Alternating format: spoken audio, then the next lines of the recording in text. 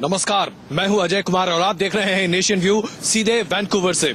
यहाँ पर अभी सुबह का वक्त हुआ है, यानी कि आज यहाँ बृहस्पतिवार का सुबह है और यहाँ पर अभी वक्त हो चुका है करीब 7:15 बजे सुबह।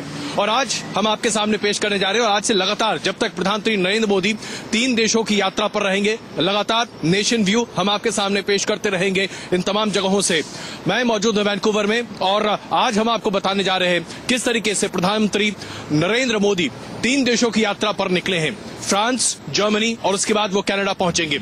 इन 3 देशों की यात्रा में उनकी सबसे बड़ी जो एक चाहत है वो ये कि किसी भी तरीके से व्यापारिक संबंध इन तीनों देशों से ज्यादा बेहतर बनाए जाएं, निवेश ज्यादा से ज्यादा भारत में लाया जाए और मेक इन इंडिया का जो उनका सबसे बड़ा पेट प्रोजेक्ट है उस प्रोजेक्ट को आगे बढ़ाने में कैसे सार्थकता आगे मिल सकती है। इसके अलावा परमाणु संधि और परमाणु करार को लेकर भी प्रधानमंत्री नरेंद्र मोदी चाहते हैं कि कम से कम इन तीनों देशों से बातें आगे बढ़ती दिखाई दें। तो आइए सबसे पहले एक छोटी रिपोर्ट आपको हम पेश करते हैं, बताते हैं आपको कि प्रधानमंत्री नरेंद्र मोदी अपनी इन 3 देशों के दौरे से क्या क्या हासिल करना चाहते हैं। प्रधानमंत्री नरेंद्र मोदी अपने नए मिशन पर रवाना हो चुके हैं। इस बार मोदी मिशन यूरोप के साथ अमेरिका के पड़ोसी देश कनाडा को साधने निकले हैं। 16 अप्रैल तक वो फ्रांस, जर्मनी और कनाडा के दौरे पर रहेंगे। यूरोप के सफर में मोदी का पहला पड़ाव फ्रांस होगा। अरसे से फ्रांस भारत का बड़ा दोस्त रहा है। Modi make in India programme को आगे बढ़ाने के लिए फ्रांस के विकास ढांचे से रूबरू होना चाहेंगे। फ्रांस दौरे का पहला मकसद देश की रक्षा जरूरतों के लिए नई और उन्नत तकनीक हासिल करना है। French companies are very capable, very experienced in the defense side, and we hope that the round table with French defense companies would lead to their taking interest in Make in India investments in India in the defense. PM Modi 12 अप्रैल को France से Germany पहुंचेंगे। उन्हें Germany की यात्रा से बहुत उम्मीदें हैं। जर्मनी न सिर्फ यूरोप बल्कि दुनिया की एक बड़ी अर्थव्यवस्था है जिसकी इंडस्ट्रियल ताकत और हाई क्वालिटी प्रोडक्शन का लोहा पूरी दुनिया मानती है।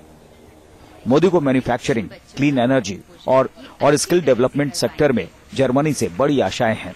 यूरोप में भारतीय निर्यात को बढ़ाने के लिए जर्मनी के रास्ते खुलने जरूरी हैं। मोदी ने हिंदुस्तान में 100 स्मार्ट सिटी बनाने का सपना देखा है। इस दौरे पर जर्मनी से सहयोग का रूट मैप तैयार होगा। The German Chancellor Angela Merkel will, together with the Prime Minister, open the fair next Sunday. They then will meet in Berlin at the capital, will discuss the further cooperation between the two countries. Of course, we have a number of economic questions, but not only. There's also politics involved. Modi का अंतिम पड़ाव Canada होगा। Canada में अच्छी खासी तादाद में भारतीय रहते हैं। कनाडा में इस साल चुनाव होने हैं, इस लिहाज से मोदी की कनाडा यात्रा दोनों देशों के संबंधों में अहम साबित हो सकती है। मोदी और कनाडा के पीएम हार्पर की मुलाकात टोरंटो में होनी है, जहां सबसे ज्यादा भारतीय मूल के लोग रहते हैं। मोदी अपनी यात्रा के दौरान भारतीय समुदाय के लोगों से मिलेंगे और उन्हें मेक इन इंडिया प्रोग्राम में निवेश के लिए आमंत्रित करेंगे। इसके अलावा भारत और कनाडा के बीच कई अहम मुद्दों पर समझौता होने की उम्मीद है। कनाडा से अजय कुमार, फ्रांस से रमेश भट्ट के साथ मधुरेंद्र कुमार, न्यूज नेशन, दिल्ली।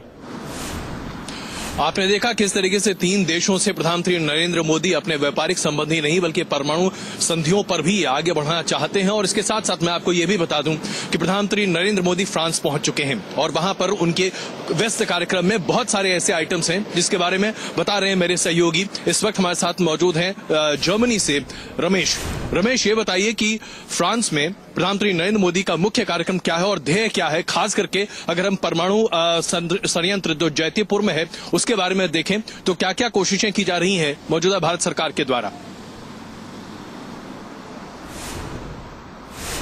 देखिए, अगर मैं बात करूं अजय, जैतापुर परमाणु संयंत्र के मामले में तो उसमें माना यह जा रहा है कि जब नाव पे चर्चा होगी ये एक महत्वपूर्ण मुद्दा होगा, क्योंकि अरीवा जो यहाँ की न्यूक्लियर कंपनी है वो NPCIL के साथ हर हाल में ये समझौता चाहती है क्योंकि अगर ऐसा हो जाता है तो जो अरीबा जैसी कंपनी है उसको एक बहुत बड़ा बाजार भारत में मिल जाएगा। और अजय, ये 9,900 मेगावाट यानी दुनिया का सबसे बड़ा परमाणु संयंत्र जो 9,900 मेगावाट की बिजली का उत्पादन करेगा, ये अपने आप में अरीबा के लिए एक विन विन सिचुएशन होगी। साथ ही साथ अजय, जो दूसरा मुद्दा है वो ये है कि राफेल फाइटर जेट के मामले में अगर बात बनती दिखाई देती है, हालांकि जो प्रेसिडेंट होलांद है उन्होंने कहा इस मुद्दे को मैं डिफाइनिंग मुद्दा नहीं मानता, ये एक मुद्दा है जो हमारी बातचीत का विषय बनेगा। तो राफेल के लिए भी एक बहुत बड़ा मुद्दा है जो 1,24,000 करोड़ का है और भारत के जो मेक इन इंडिया और खासकर डिफेंस सेक्टर में FDI को बढ़ाने को लेकर है, वहां प्रधानमंत्री नरेंद्र मोदी के लिए कामयाबी। 12 जो फाइटर जेट हैं वो फ्रांस से आएंगे, लेकिन बाकी सारे जो फाइटर जेट हैं वो एरोनॉटिकल इंडिया के साथ मिलकर बनाए जाएंगे। यानी जो को प्रोडक्शन, टेक्नोलॉजी ट्रांसफर, इन्वेस्टमेंट की बात है वो भारत में होगी। कुल अगर 4 शब्दों में अजय मैं बयां करूं प्रधानमंत्री नरेंद्र मोदी की इस यात्रा का, तो वो सिमट जाती है MI, SI, DI और CI में, यानी make in India, skill India, digital India और क्लीन इंडिया।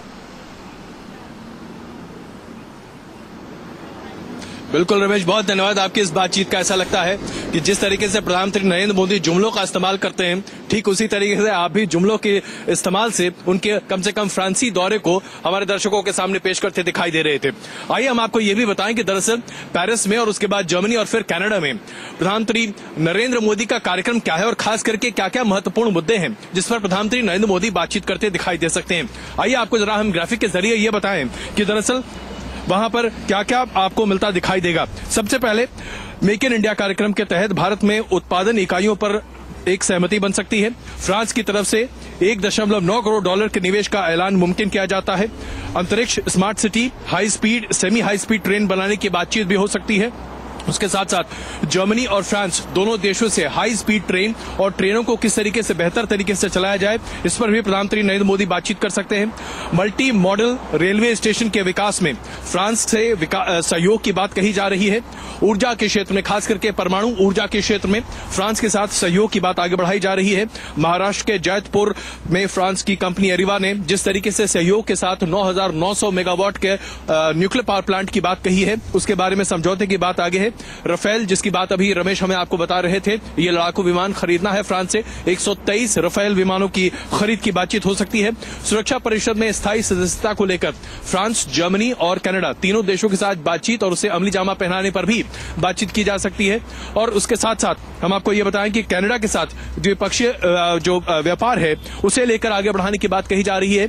कनाडा में माना जा रहा है कि सिर्फ 3 ऐसी कंपनियां हैं जो पेंशन फंड्स चलाती हैं जिनके पास करीब 300 बिलियन डॉलर का सरप्लस फंड है और इसे भारत में निवेश करने पर लेकर और खास करके जो तमाम अप्रवासी भारतीय जो कनाडा में रहते हैं जिनके पास अकूत संपत्ति है उनसे भी भारत में निवेश करने को लेकर लगातार बातचीत की कही जा रही है और यह भी कहा जा रहा है कि उन्हें प्रेरित करने की कोशिश प्रधानमंत्री नरेंद्र मोदी कर सकते हैं। इसके अलावा 2010 में जो सिविल परमाणु अग्रीमेंट तय हुआ था उसके तहत परमाणु ईंधन, जो कनाडा सबसे बड़ा सप्लायर, दूसरा बड़ा सप्लायर है पूरे विश्व का, उससे परमाणु ईंधन की बातचीत भी की जा सकती है। तो ये तमाम मसले हैं जिस पर प्रधानमंत्री अपने 3 दिवसीय यात्रा के दौरान बातचीत करते दिखाई देंगे।